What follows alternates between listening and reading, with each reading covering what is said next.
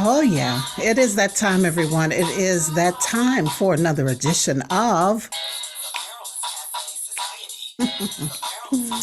yeah, Marilyn's Cafe Society Radio right here on YouTube. Welcome to the show. Welcome to this Tuesday, October 26th, 2021. How are you? How are you doing?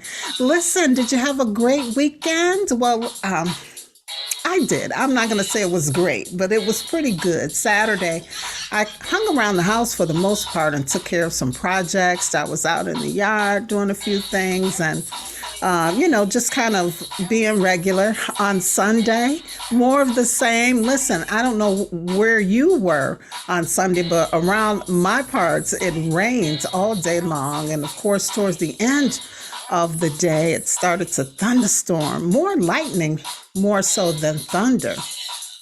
And, it's just one of those cozy days where you just, after online church service, reading a few books, piddling around in the kitchen, as they say, I just kind of chilled out and just enjoyed a quiet moment. We don't get too many of those. I hope you had a good Saturday and weekend in total. Well, so here we are on this Tuesday, the 26th of October, 2021, and we're going to keep it short today because of my schedule. But I did want to bring you the latest on the coronavirus. According to Johns Hopkins, worldwide, we have now surpassed 244 million COVID-19 cases. When it comes to global deaths, well, we're hovering around 4,960,000. Here in the United States, we're now reporting 45.5 million confirmed cases and 737,615 deaths. China's now reporting about 109,000 COVID-19 cases. Actually, the exact number is 109,224 cases. And that kind of brings them up, since my last report on last week, 263 more cases. Isn't that incredible? In terms of their deaths, the number of deaths, they're still at 4,849 COVID-19 deaths. So they got the magic over there. All right. In other COVID-related news, the Centers for Disease Control and Prevention has reported that they're closely watching a mutated form of the coronavirus called Delta Plus, which is a subvariant that continues to rise in the UK. Now, they're reporting that for that particular subvariant, it only makes up currently about 0.1% of all cases here in the United States, and it's going to stay that way. I'm saying it. It's going to stay that way. We just can't deal with any more variants of this COVID-19, this coronavirus. It's kind of had its course. And so, we just say bye-bye to it, right? I mean, the numbers are going down. And, I just can't say it enough. With the vaccination rate and the herd immunity rate, I mean, look at all the millions of people here in the United States that have had coronavirus and have overcome it. Yeah, yeah, over 45 million. So, with that natural immunity and the vaccinations, I think we are well on our way to kissing coronavirus goodbye. But don't get too excited about all of that. We still need you guys to wear your mask, wash your hands, social distance, and all of that good stuff. All that stuff we was doing last year this time. Let's continue to do it as if the vaccination and herd immunity doesn't exist. And I think it'll go away pretty quickly. All right, let's just take a quick look at some other news. Well, Biden's Build Back America plan still sits idle as the Democrats continue to compromise on a shortened version or slimmed down version of the bill, so that, the bipartisan, so that particular bill, along with the bipartisan infrastructure bill, can just move forward and we can, get on with our lives. Now, some of the key promises that folks have lost, many people voted because, this was something that they were hoping would happen, and that is the free junior college education, that any American who wanted to attend junior college would be able to do so at no cost. Well, that's off the table now. And parts of the paid family leave plan, it's been scaled back. So, and there's more.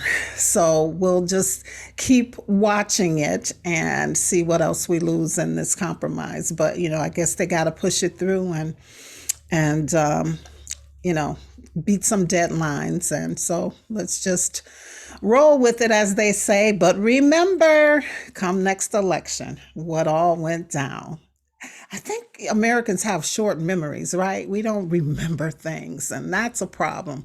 So you gotta, you gotta stay on top of this kind of things, so that, if folks aren't doing what they say they were going to do, then, we have to do something different, right?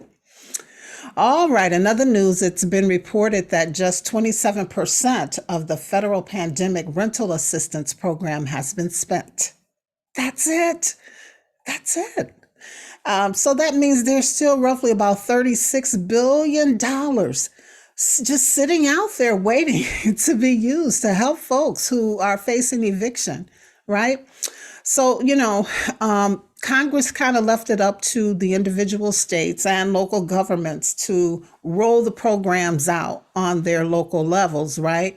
And so far, it's been a struggle for many. Now, that's even with the Treasury Department reportedly issuing new relaxed guidance after they received complaints that the guidance was too strict or too complicated. And even applicants also complained that they felt like they were applying for a mortgage or something when they, went to seek out some assistance for getting that rent paid. And of course, they also were reporting that it was taking anywhere from 3 to 6 months or longer for the landlord to even receive the payment. And then get this, some of the landlords were even saying that they went on record as saying that they would rather evict people than to take the federal rental aid. And I think that's just all that concept, that negative judgment that people have on everyday regular people who need help or assistance. Remember, we were in a pandemic, so people didn't have any control of what was going on. And so to look at them in a strange, funny way because they needed rental assistance was very judgmental and out of order and, again, disrespectful. But that's how people still kind of view folks who are kind of in that category of life. But thank goodness there were just a few who had that mindset. And thank goodness also that so far, according to data from Princeton University's Eviction Lab and the United States Treasury Department, there has been no major national spike in evictions since the federal moratorium ended, which was a great concern for many. Now, that doesn't mean there aren't people still facing eviction. It just means that there wasn't that big increase. Many people were anticipating many more homeless people as a result of the moratoriums being lifted. But, I think one of the saving graces is that, the courts are still kind of trying to catch up from pre-pandemic cases, let alone the new ones that have come along. So, and then, another saving grace is this money, all of this money that's still sitting, waiting. So anyone listening, if you know anyone out there who needs the assistance, just tell them to continue to press on and do what they need to do, fill out those applications. Again, the Treasury Department has really relaxed on some of the credentials that that they required for folks to qualify for the help. So the money's sitting out there, and the landlords need to pay their mortgages and take care of their business. So let's make sure everyone's getting taken care of here. All right, real quick, taking a quick look at the stock market as of noon today. And again, remember the numbers are constantly changing, but as of noon today, the Dow was up 17.62 points to 35,766.22. The S&P 500 dropped a bit, 14.48 or 58 points, I should say, to a whopping total of 4,578.27 points. And the NASDAQ is up 15.59 to 15,554.56 points. Gold dropped a bit, $6.35 per ounce to a total of 1,791.31 and 31 cents, I should say, per ounce. Oil was up 99 cents to $84.68 per barrel. And one last thing, before we go, I did tell you it was going to be a very quick show today, right? So before we go, I just want to remind you guys about this issue that dropped in my lap a while back. And after talking to folks and hearing from folks and doing a little research on my own, I decided to support it. And that is, of course, this Justice for Julius Jones campaign. Now, Julius Jones' clemency hearing was set for today. However, late yesterday evening, the word came down that the hearing was delayed. And so, I guess at some point this week, more information will come down. But as for now, the hearing is delayed. So that means that he still sits on death watch. And so we're waiting as of, let's see, this should be posted probably around 3:00 today on the 26th of October. So yes, make sure you tune in to the next show, which should drop on Thursday, the 28th, and we'll have more information. But in the between time, continue to go to justiceforjuliusjones.com for all the important information, catch up on all the research and details and updates, and also make sure that you use that link to connect with the email for the Oklahoma Governor Stitt, of course, asking him and the parole board and all involved to save Julius Jones' life, because he is an innocent man.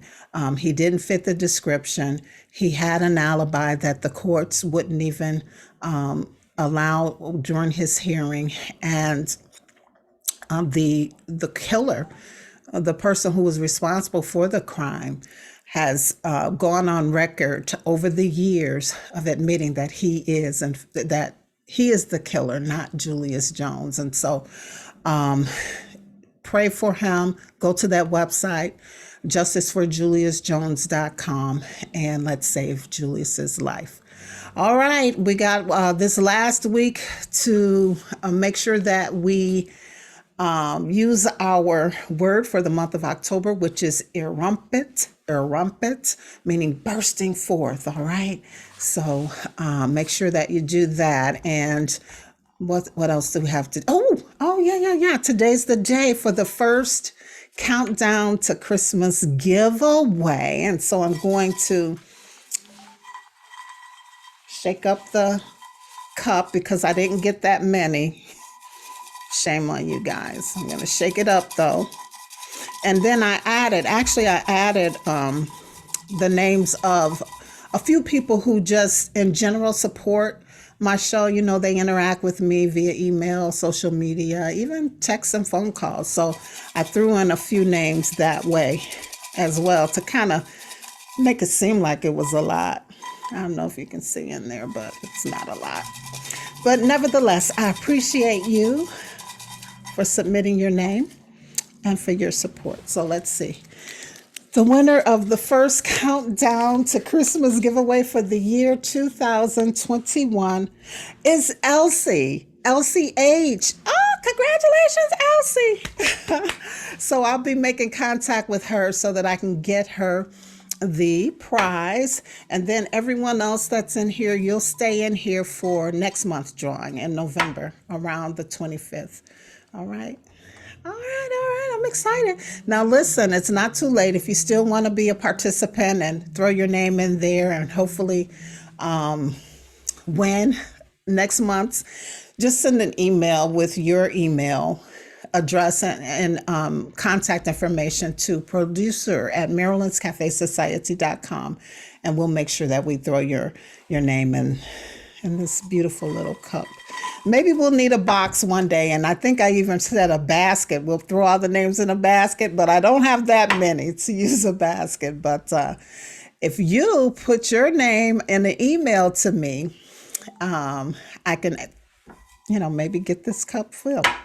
Producer at marilynscafesociety.com. All right. Oh, and also businesses, brands, anyone who's listening who want to support this fun effort, and also at the same time get your business mentioned every time I come on the air here, and even in my social media website and all of that. Please, by no means, don't hesitate to reach out to me, producer at marilynscafesociety.com. All right, that's it. Well, I gotta go. I do want to tell you what love is this week. And I didn't get to write it out like I wanted to on my whiteboard. But so I'll just tell you, love is freedom. Love is freedom this week.